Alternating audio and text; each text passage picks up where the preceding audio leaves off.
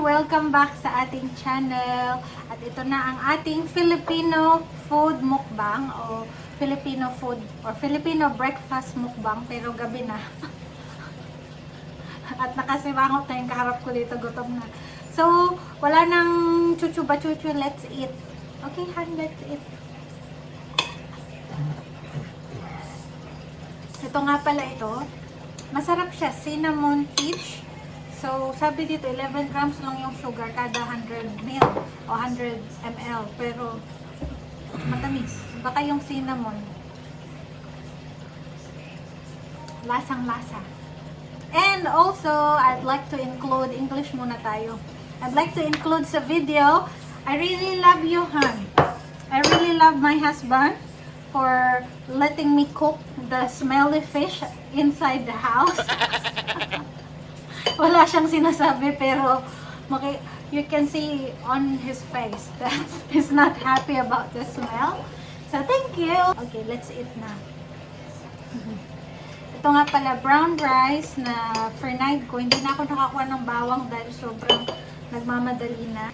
Hindi gumana kasi yung kalan sa labas kaya sa loob tayo. Nag-change location pa. Ayan. Ayan tayo yan. Meron pang ganito. Ay, may nakalimutan na po.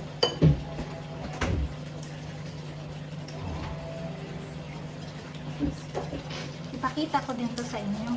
Ganito ang itlog maalat nila dito. Dahil 2 months na ata akong hindi kumain nito. Kaya, ipakita ko sa inyo.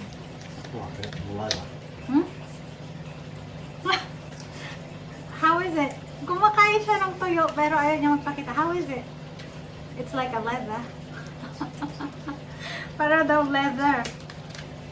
Like a shoe. Hmm? Like eating shoe. Oh, it's like eating shoe daw. Yan, so ganito. Diba? Itlog maalat naman. Tingnan lang natin ano yung loob niya. Itlog maalat pa rin.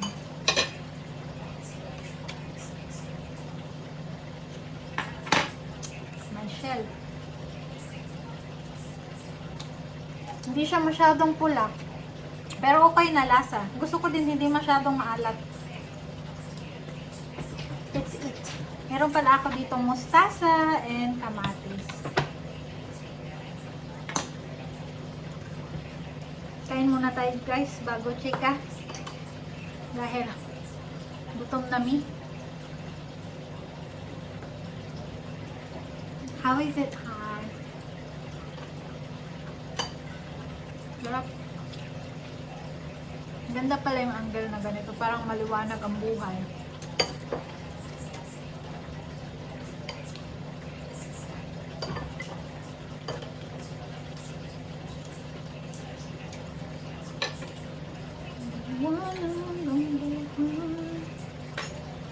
Kamatis, itlog maalat. Perfect combination. Harap. Dito pala yung ating mga tuyo. Ang sponsor ko dito si Ate Renren. Pasalubong niya pa to sa akin Pinas hanggang 3 months ago. Tingin ko lang naluto. You want me to get you some? Wow. Yeah. This is good, look.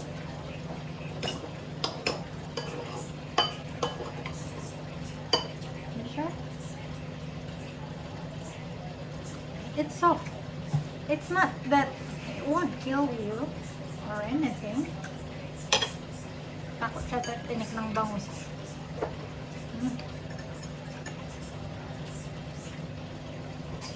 Sarap. Danggit. O tuyo.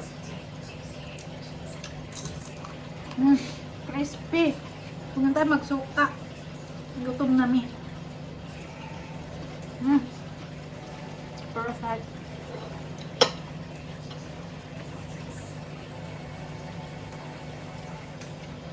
See? Oh, there's no bones. Kumain na siya ng daing.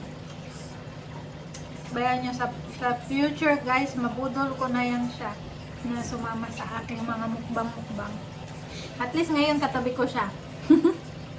I mean, kaharap.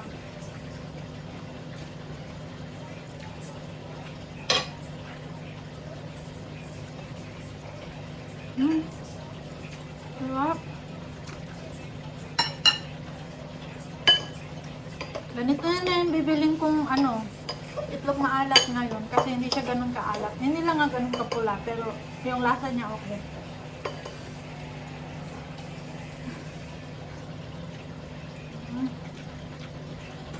Sayang lang kasi wala ako ngayon nakitang burong hipon. Yung burong kanin.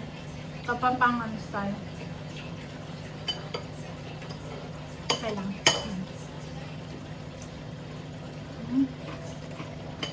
Kasarap.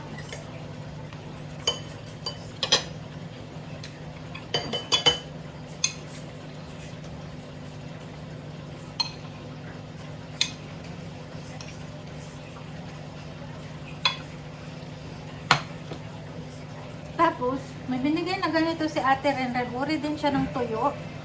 Akala ko hipon, pero parang maliliit siya na isda. Nakalimutan ko anong tawag dito. Comment down below kung alam niyo ang tawag dito. Sinabi na sa akin ni Ate Renren, pero 2 months ago na yun. So, nakalimutan ko. Kaya pala kinain to ni Rom. Matamis siya. Sarap.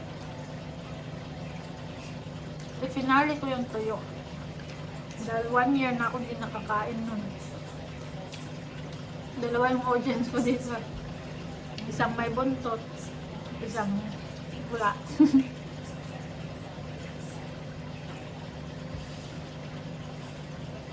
I miss this food. It's been a while. What that?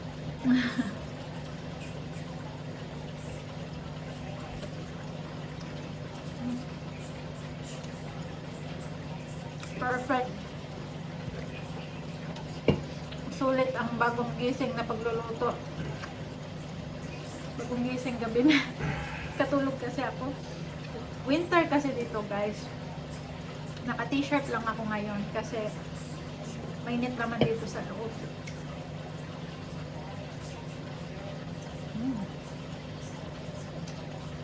Sarap nito. Ang tawag dito? Thank you, Ate Renen. You're done eating? I'm not. Okay. I'll just talk to them. Hmm? I'll just talk to them. Can you like Mabilis din ako kumain for today's video. Dahil sa totoo niyan, may lakad pa kami. May bibisitahin kami, may sakit na kami. Na kaibigan ni Ron. Gabi na. Kaya so, quick bisita lang naman. Pero, ayoko kasi kumain. Mukbang. Inamoy niya yung tuyo. Ayoko kasi magmukbang ng kadarating lang. Eh hindi na malutong yung mga dangkit, yung tuyo. Kaya, okay na yung ganito. Parang hindi ko mapapansin tong dalawa. Walang akong masabi.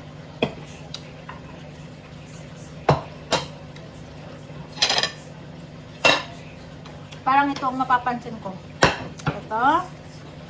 At ayan. Diba? Favorite. Paborito. Kusino. Ang breakfast Kapampangan, di mawawala yung hotdog. For processed food. Parang yun yung sentro ng processed food sa Pinas. Naghahanap ako ng hotdog na galing yung talagang galing Pampanga, wala. So, hindi na ako bumili.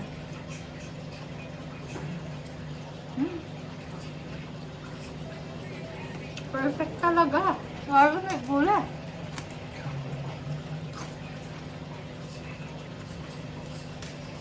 So good.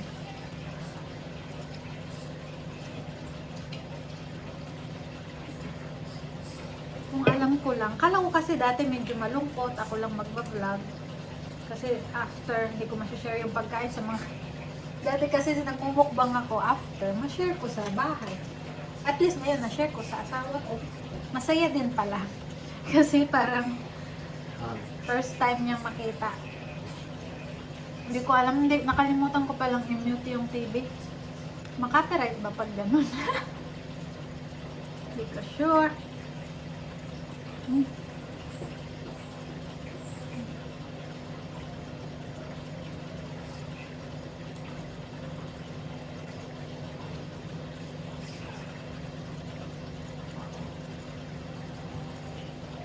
So bukas ko natitirahin talaga. Matagal siya kainin kasi hindi malutong. Hindi ko alam kung tama yung pagkakaluto ko. Pero masarap. Kailangan to kainin pag di nagmamadali. Nagmamadali ako ngayon. Update na rin. Sa trabaho. Na-invite ako may job posting. Para siyang workforce coordinator o yung mga nag-schedule. Parang internal job ba, hindi na call center agent. Ang kaso, yung sa interview na, may mga Pinay yung ibang nasa HR namin. Yung parang ano na, yung parang hinihikayat na ba ako na pag ganito, mag-work ka na, ito yung mga makakasama mo. Ang problema, biglang nasa middle ng ano, hindi ko na pinatapos yung interview kasi 90% kailangan nasa office. Sarap ng tuyo, masarap to, may suka. Pero wala, nagmamadali. Nagmamadaling mukbang. Yun na ang ating title na to.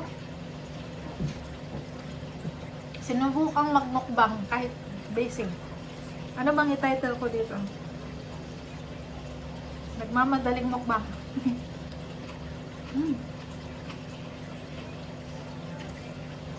Sarap. Ano bang gagawin ko dito? Parang bukas na rin ata to para ma-enjoy ko talaga. Lagay ko sa suka. Sarap.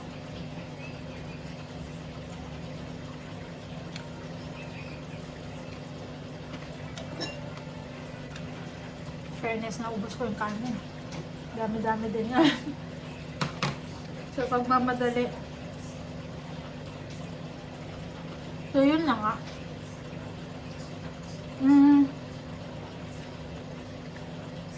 Although nagda-drive na ako, sa office kasi namin, 30 minutes papunta doon. So, 1 hour na ng oras sa bahay mawawala. Bukod sa nandun ako. At, grabe, super busy. Parang commercial area kasi doon. So, yung parking, pahirapan. At yung iba doon, every 2 hours, lalabas sila para i-move lang yung parking nila. Kasi pag hindi i-move, ang bilis ng mga doon, hindi ko alam, anong tawag doon, na matitiket. 280 yun pag na-ticket ka. Hindi worth it.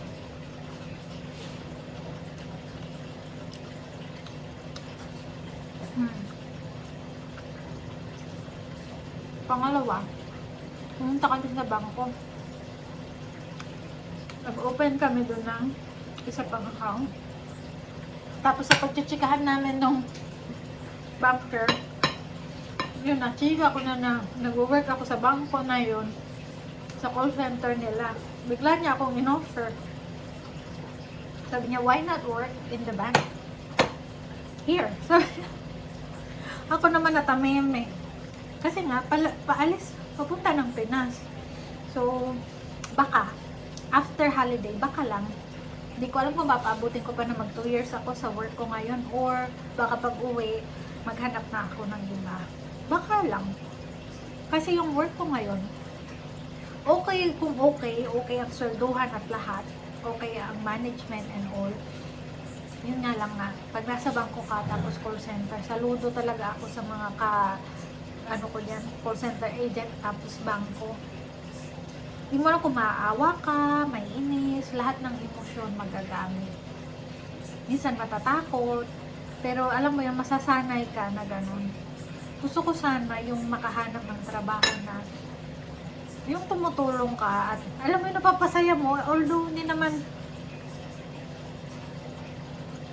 not all the time, pero ang nangyayari kasi ngayon, parang sa trabaho ko, siyempre, din ngayon crisis ba sa pera?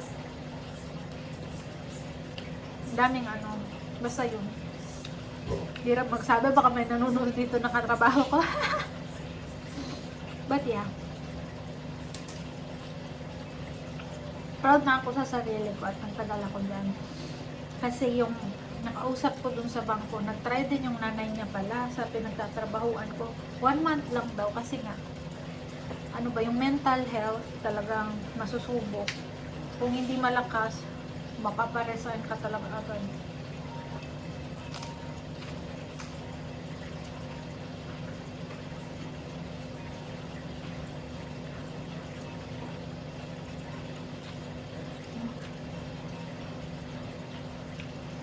Hindi lang yun tayo.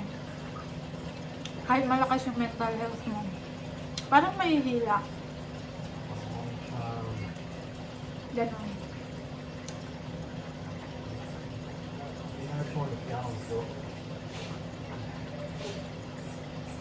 Sana hindi nyo naririnig yung tigbe. Kung hindi makaka-copyright at hindi ko pa ma-upload.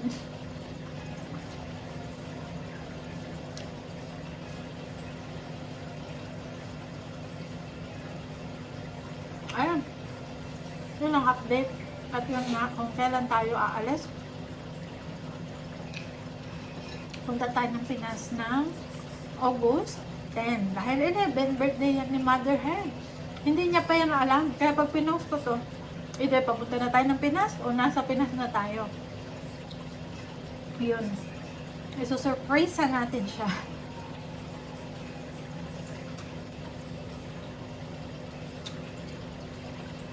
Kahit tag-ulan, parang pangalawang beses lang ito ni Ron na pumunta ng Pinas na August dahil tag-ulan.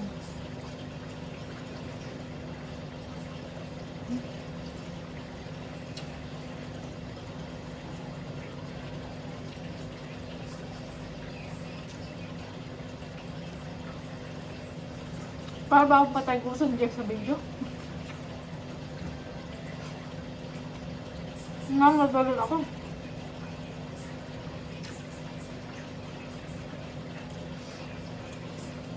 Parang naiiyak na kasi yung mga audience ko dito. Ang tagal ko.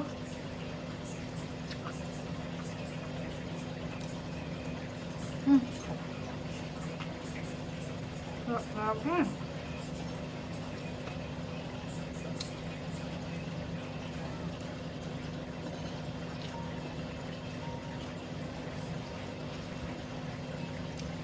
Busog-lusog. Yan ang ating pa-Filipino food or Filipino breakfast mukbang. Mabilisan, nagmamadaling mukbang. Pwede rin. At yun lang guys, yun ang ating update. Mga, few updates sa ating buhay-buhay recently. And, yan, tatapusin ko tong lahat bukas. Ang dami ko parang naluto. Ubus na yung kanin ko. Yun lang guys. Sana nag-enjoy kayo sa ating simplihang video for today. At kung nag-enjoy kayo, please naman, hit like. At kung nag-enjoy din kayo, sana naman mag-subscribe din. Yun lang. And I'll see you on my next video. Bye!